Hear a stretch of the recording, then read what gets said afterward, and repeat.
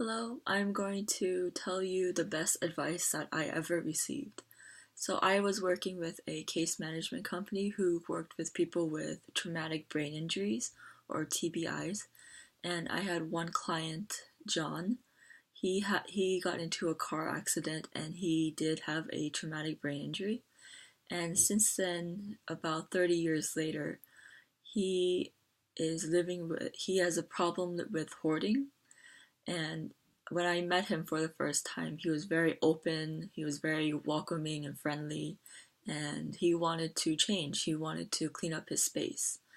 And I gave him ideas and all, and we worked together to work on his mail, clean up his mail, and organize his bills and other things like that. And a couple of days later, he would get very angry at me or the case manager who also worked at him, and for a long time, I didn't understand why he refused or he got really angry at both of us, me and my case manager.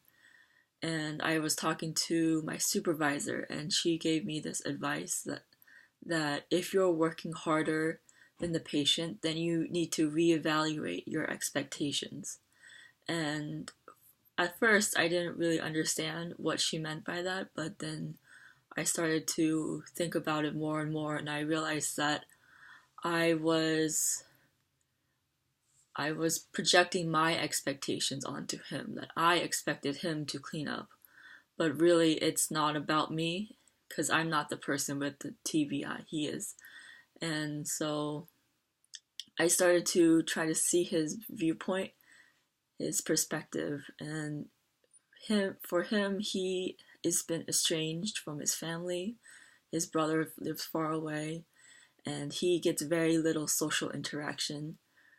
He's been mainly in social isolation, and the only people he talks to is me, my case manager, on like a weekly once a weekly basis, and he sees his doctors, and that's about it. That's the entire social interaction that he gets. So I realized maybe he's not ready for change. Maybe he just wants someone to be there when he feels lonely. And ever since I got this advice, it really puts things in perspective because I want to become a nurse, and of course you can't force people to get better. You can only be there and provide help whenever they need it. Thank you.